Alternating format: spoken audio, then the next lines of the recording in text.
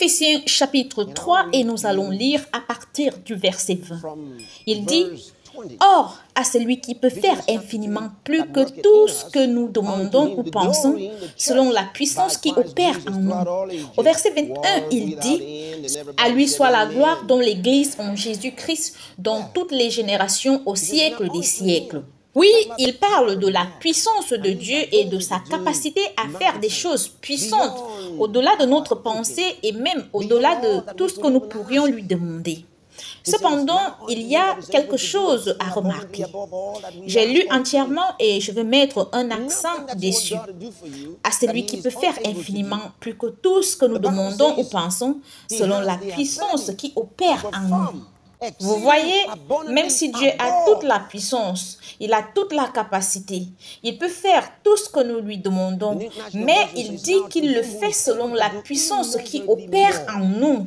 Ce que Dieu va faire pour vous sera en fonction de la puissance qui opère en vous. Ça, c'est très important. Ce n'est pas parce qu'il a tout le pouvoir que cela voudrait dire qu'il bouge en votre faveur ou qu'il bouge sur votre situation et qu'il accomplit les choses selon sa discrétion. Quelqu'un dit que Dieu est souverain. Oui, il est souverain, très souverain, mais dans sa souveraineté, il a choisi de le faire de cette manière. Il dit que c'est selon la puissance qui agit en nous. La puissance de Dieu agit plus sur certains d'entre nous que sur d'autres. Pourquoi ? Ok, allons-y regarder les Écritures une fois de plus. Maintenant, à celui qui peut faire infiniment plus que tout ce que nous demandons ou pensons, selon la puissance qui opère en nous, selon la puissance qui opère en nous, selon la puissance qui agit en nous. Il est capable de faire selon la puissance qui agit en nous. Il est capable de faire selon la puissance qui agit en nous.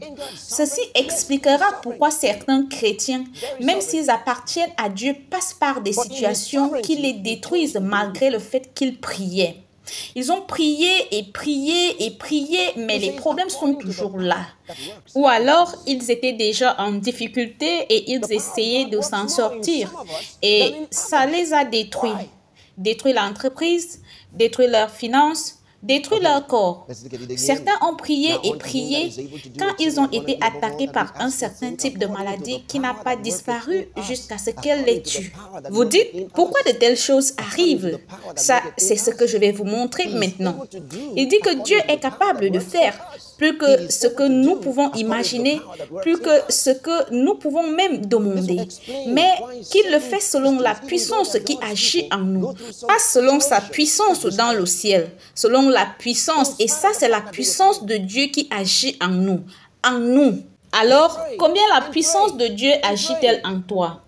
Il n'a pas dit selon la puissance qui est en nous, mais qui agit en nous. Elle doit agir en nous.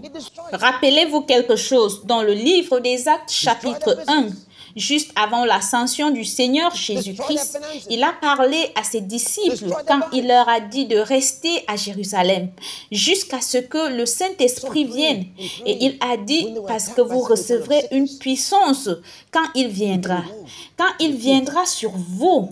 Donc, recevoir la puissance est la première chose. Mais combien cette puissance agit-elle en vous? Il ne suffit pas de recevoir cette puissance. Il s'agit de savoir si cette puissance fonctionne. Il dit selon la puissance qui fonctionne en nous. Vous voyez, il y a des prises de courant dans tout le bâtiment. Certaines ne fonctionnent pas parce qu'elles ne sont pas connectées. Vous devez les connecter. Il ne suffit pas d'avoir le courant. Vous pouvez avoir une centrale électrique qui est éteinte. Elle a le potentiel, mais elle est éteinte jusqu'à ce que vous l'allumiez. Vous pouvez avoir le potentiel, en fait, vous avez le potentiel si vous avez le Saint-Esprit. Le potentiel se réfère à la puissance, mais la question est de savoir combien cette puissance travaille en vous. Quelle portion mettez-vous au travail? Car Dieu va faire pour vous selon la puissance qui travaille en vous. Cela vous explique pourquoi beaucoup prient sans effet. Et c'est pourquoi certains disent que les jours des miracles sont passés. Ils ils ont tort. C'est comme dire que Dieu est mort. C'est comme dire que Dieu a changé. Pourtant, la Bible dit que Jésus-Christ est le même hier, aujourd'hui et pour toujours. Ce nom a du pouvoir. Le Saint-Esprit travaille encore dans nos vies de la même manière qu'il le faisait au temps de la Bible. Sinon, notre salut est inférieur. Mais si nous avons le même salut qu'ils avaient au temps de la Bible, que les apôtres avaient et que les autres croyants avec eux avaient, et le salut dont Jésus-Christ a parlé, alors nous avons tout ce qu'ils avaient. Alléluia. Oui, selon la puissance qui agit en nous. Maintenant, je vais vous enseigner comment mettre cette puissance à l'œuvre dans votre vie dans une mesure croissante, de sorte que continuellement dans votre vie, vous ayez la puissance de Dieu qui agit en vous. Et vous réaliserez que vous êtes capable de plus en plus de faire des choses dans votre vie continuellement. Premièrement, il faut méditer. Je veux que nous regardions le livre de Josué au chapitre 1, verset 8. Josué chapitre 1 verset 8. Il dit que ce livre de la loi ne s'éloigne point de ta bouche, mais médite-y jour et nuit afin que tu prennes garde de faire tout ce qui est écrit. Car alors tu rendras heureuse tes entreprises et alors tu prospéreras. Avez-vous remarqué qu'il ne dit pas que ce livre de la loi ne s'éloigne point de ton cœur? Cela va sans dire qu'il ne doit pas s'éloigner de nos cœurs, bien sûr. Mais Dieu essaye de faire comprendre quelque chose à votre esprit. Il dit que ce livre de la loi ne s'éloignera point de ta bouche, ce qui veut dire continue de le confesser. N'arrête pas de le dire, c'est ça. Il ne s'éloignera pas de ta bouche. La parole de Dieu doit être dans ta bouche. Ce livre de la loi ne s'éloignera pas de ta bouche. Mais médite-y jour et nuit afin que tu prennes garde de faire ce qui est écrit. Car alors tu rendras heureuses tes entreprises et tu prospéreras. Tu dois, c'est ta responsabilité. Tu dois rendre tes chemins prospères. Avez-vous vu ça? Maintenant, j'aime quand Dieu me donne la responsabilité parce que ça m'aide à savoir que je peux décider d'à quel point je peux avoir du succès. Ça enlève le mystère de la vie. Quand on dit qu'on ne sait pas ce qui va se passer, non, on sait ce qui va se passer. Sa parole l'a déjà dit, c'est juste que certaines personnes font un effort et disent qu'on va voir ce qui va se passer. On va voir ce qui va se passer. Dieu ne parle pas comme ça. Pas étonnant que tout ce qui se passe dans le monde entier soit mauvais. Regardez les entreprises, regardez les banques, regardez ce qui se passe, regardez les économies du monde. Parce qu'elles sont dirigées par des gens qui font des choses et qui disent on va voir ce que ça donne. On va juste faire ça et voir ce que ça va donner, ce qui va se passer. Vous voulez voir ce qui va se passer avant de commencer? Abraham a vu ce qui s'est passé avant de commencer. Il en est de même pour Moïse. David en a fait. Salomon en a fait. Les prophètes et les apôtres l'ont fait. Jésus l'a fait. C'est ainsi qu'il faut le voir. Vous le voyez d'abord, Dieu a dit à Abraham, regarde aussi loin que tes yeux peuvent voir que je t'ai donné. Il dit, regarde avant de partir à la conquête des Cananéens. Dieu dit à Moïse, regarde, je t'ai donné le pays. Tu le vois d'abord. Tu t'en empares d'abord. Tu ne dis pas, on va juste le faire. On a cette idée, on pense que c'est une idée fantastique. On va juste faire ça et voir ce qui va se passer. Pas étonnant qu'après plusieurs années à voir ce qui se passe, au lieu de voir par l'esprit, on ne voit pas ce qui se passe. On ne voit pas par ce qui se passe. Nous n'attendons pas que les choses se manifestent. Nous les voyons et nous agissons. C'est facile pour moi de comprendre qu'en tant qu'architecte, si tu dessines un bâtiment, tu peux dire si oui ou non ce bâtiment va tenir debout avant de commencer. Tu ne construis pas d'abord une maison et tu dis on verra si elle va tenir debout. On ne fait pas ça. Je ne comprends pas les banquiers et beaucoup d'hommes d'affaires qui veulent faire les choses et voir ce qui va se passer. Certains d'entre vous qui êtes ici, vous êtes à la tête des structures gouvernementales aussi. Vous dirigez des banques aussi, vous voulez voir ce qui va se passer. Alors, regardez ce qui est en train de se passer. Alléluia. Donc, il dit que ce livre de la loi ne s'éloigne point de ta bouche, mais médite-y jour et nuit afin que tu prennes garde de faire tout ce qui est écrit. Car alors tu rendras heureuse tes entreprises et alors tu prospéreras. Vous voyez, il dit si tu le médites, tu dois le méditer. Ça, c'est ton travail. Il dit que tu méditeras afin que tu prennes garde de faire. Écoute. Il dit clairement, après avoir médité, fais-le, tu devras le faire. Oh, alléluia. Vous voyez, il y en a beaucoup qui luttent pour faire la parole de Dieu. Ils ne comprennent pas la parole. C'est pour ça qu'ils luttent. Il dit que si tu médites, ça te fera faire. Donc, le secret est la méditation. Quand tu médites la parole de Dieu, ça te fera faire. Tu n'auras pas besoin d'essayer. Quelqu'un a dit, j'ai essayé cette chose et ça n'a pas marché. Tu as fait une erreur. La parole a du pouvoir. Si la parole entre suffisamment en toi, elle produira des résultats. C'est quand les nuages sont pleins de pluie qu'ils se vident sur la terre. Il n'a pas dit que quand les nuages sont pleins de pluie, il faut essayer de les faire descendre.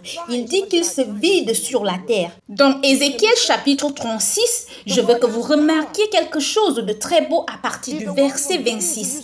Ézéchiel chapitre 36, verset 26, où il dit, je vous donnerai un cœur nouveau. Ça, c'était prophétique, c'était avant que Jésus ne vienne. C'est dans l'Ancien Testament, le prophète Ézéchiel a parlé par l'Esprit de Dieu des choses qui se passent aujourd'hui. Il a parlé de la venue de l'Esprit, de la nouvelle création. Donc, il dit au chapitre 36, verset 26, je vous donnerai un cœur nouveau et je mettrai en vous un esprit nouveau. J'ôterai de votre corps le cœur de pierre et je vous donnerai un cœur de chair. Verset 27, il dit, je mettrai mon esprit en vous et je ferai en sorte que vous suiviez mes ordonnances et que vous observiez et pratiquiez mes lois. Ô Seigneur, Seigneur, avez-vous vu ceci? Il a dit, je mettrai mon esprit en vous et je ferai en sorte que vous suiviez mes ordonnances. Il n'a pas dit, je mettrai mon esprit en vous et vous essayerez de suivre mes ordonnances. Alors, pourquoi essayez-vous si fort? Parce que vous n'avez pas encore reconnu l'Esprit de Dieu dans votre vie. Si tu médites la parole, il dit, cela te fera observer et faire. Si tu médites sur la parole, alors la parole de Dieu grandit puissamment et prévaut en toi. La Bible dit que la parole du Christ doit richement demeurer en toi. Il dit richement.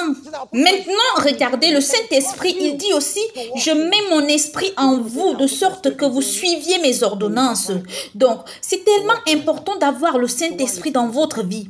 Donc, étudiez la parole, c'est une chose. La méditation en est une autre. La méditation signifie la contemplation. Ça veut dire la cogitation. Vous contemplez la parole de Dieu. Maintenant, vous vous rappelez dans 2 Corinthiens chapitre 3, verset 18, quand il dit, nous tous qui, le visage découvert, contemplons comme un miroir la gloire du Seigneur, nous sommes transformés en la même image de gloire en gloire, comme par le Seigneur, l'Esprit. Vous continuez de regarder, ce n'est pas juste un regard, vous continuez de regarder, vous contemplez. C'est pourquoi dans Jacques, il dit, celui qui regarde et continue de regarder n'est pas un auditeur oublié.